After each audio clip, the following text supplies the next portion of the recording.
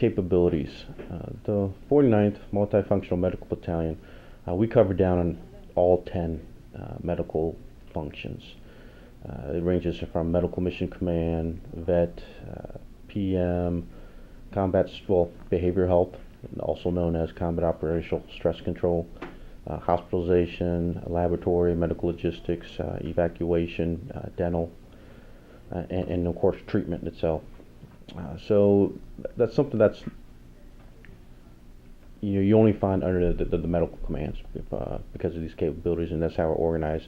As we move forward, there's an opportunity to leverage a lot of these capabilities to provide it to the First MMC as we start becoming literally the expeditionary medical capabilities for the United States Army Reserves here in this part of the world.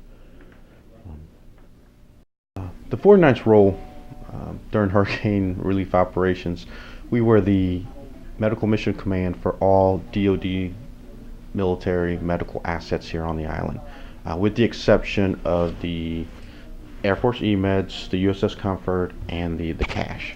So we took care of all the other warfighting functions. We took care of we addressed the PM, the vet, and the veterinary requirements didn't also talk about or focus specifically on animals, but it also looked at food inspections, making sure that the food sources where our soldiers were getting from, including our federal partners, were safer from contamination and that they were good for consumption.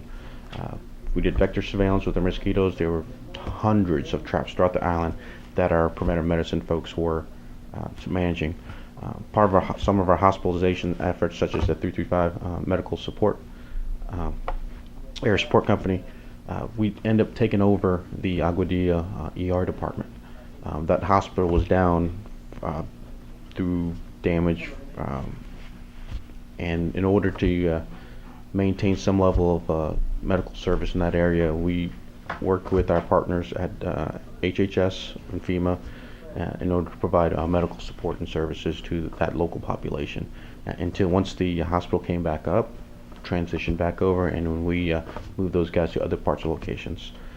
The ground ambulance folks provided medical ground evacuations over 10 different sites throughout the island, and they triaged roughly by a little over 6,000 civilians to get them from point of injury to follow-on definitive care if they needed it. It's kind of unique. You don't often get the chance to take care of your families, your friends, your neighbors, your community, and your own country during these times. Normally, when we think of the reserves being mobilized, we go to some place off, on foreign soil to go to do whatever the Army needs of us. But however, to be doing it in our own backyard does offer some unique challenges, and the overwhelming response of soldiers stand up says, "I can do it. I can help. I know that I'm a victim like everybody else, but I'm not going to live as a victim." These soldiers from day one, even before the storm, coming to help prepare, the facilities, because it's an unknown what's going to happen. When you get these two giant hurricanes coming back to back, no one knew what to expect.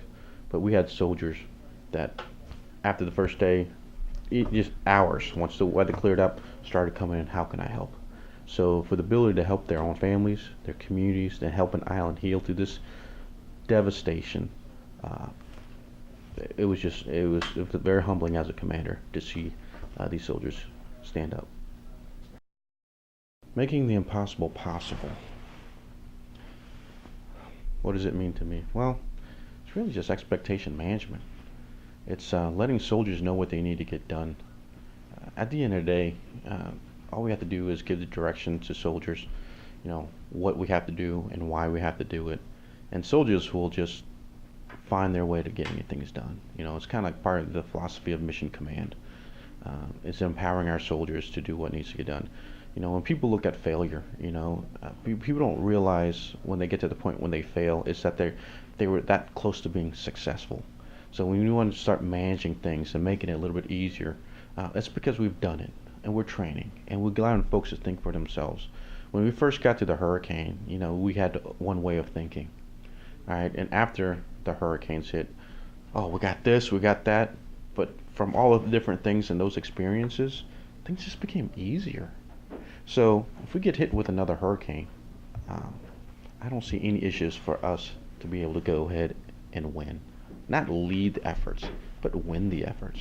And that's where making the impossible possible is by training, being ready, being focused, being ready to fight tonight, being able to, when the Army calls us up, say, I'm ready.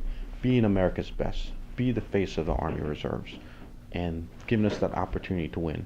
We're not going to let someone else do the job for us when we already know what it is. So a lot of it is expectation management, breaking down to the simplest functions. Because once you get that level of experience, that level of confidence, and that level of readiness, there is nothing that our formations cannot do. And there's no mission that we can't win. So that's what it means to me.